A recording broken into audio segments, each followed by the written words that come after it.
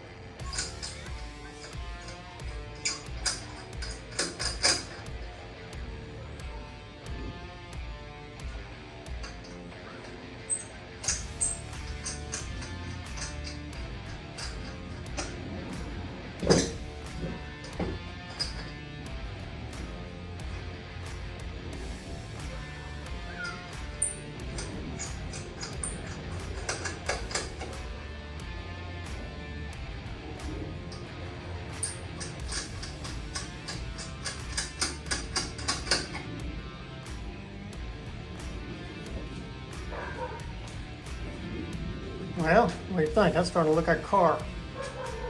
Starting to look like a car.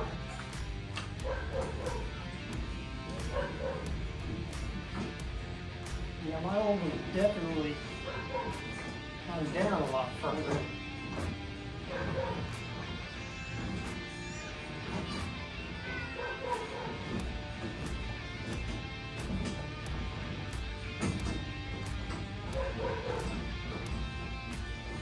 And this one may be, once it's, I would always rub up here. So once this is on full load and not drooping down, it'll sit a lot lower.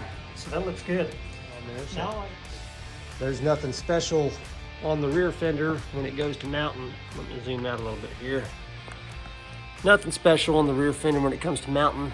It's all, as you can see where the old fender was. I just bolt mine. I did rivets for a little bit, and those rivets seem to wear out pretty easy. This is an area that most likely you're going to get impacted at, so those bolts seem to hold on pretty good. Keeps them from coming loose. These fenders come loose all the time, and so the bolts seem to have worked pretty well so far. So that's how I'm going to choose to get this thing hooked on. And then since this is new, this is still kind of, we're going to have to persuade that into place, and then you put your rivets down there just like on the front. And the front one's on there. She's pretty solid enough. So I'll set you guys aside and let you watch some of the work.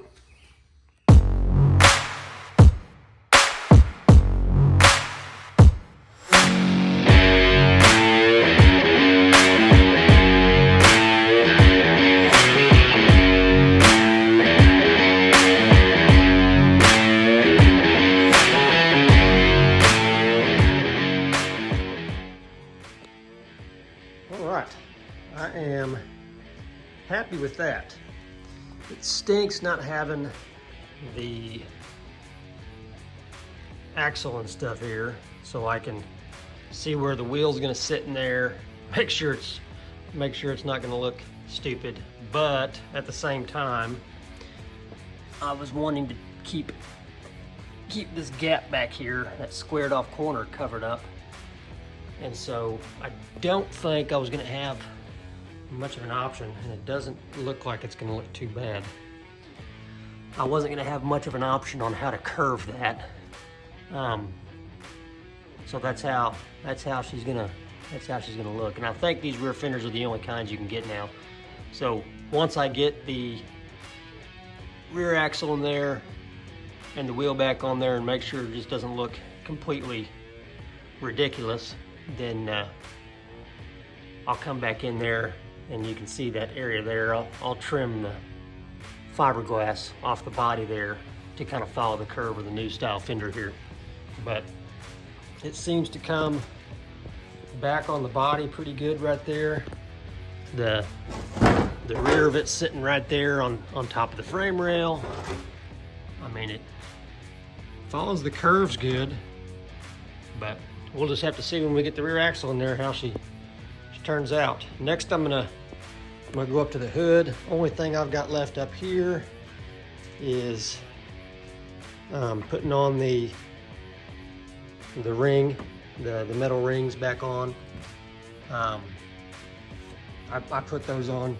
I like them just because I like to keep the fiberglass. I think it gives the fiberglass a little more protection, and looks a little cleaner. And then I may, like I said, swap this out. I bought some extra hood pins, and I may swap that out to where this hood pin matches those two. This one comes unscrewed. It comes unscrewed all the time. It's constantly going up and down just because of the vibrations and stuff. And then I've also noticed I've got to get everything a little lined up. You can see how I'm out there and I'm in there. That's just getting stuff lined back up. The hood's a little stiffer than it was just because of all the new fiberglass and the body work that was done. So it's not sitting on there exactly how it was, but it's good enough. Good enough for now. So.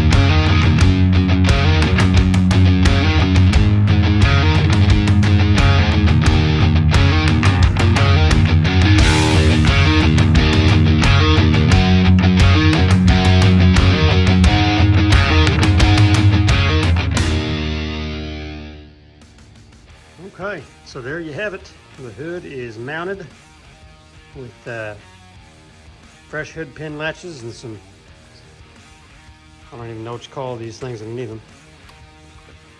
I just call them make my holes look better covers. Because as you can see, I had to waller out some holes.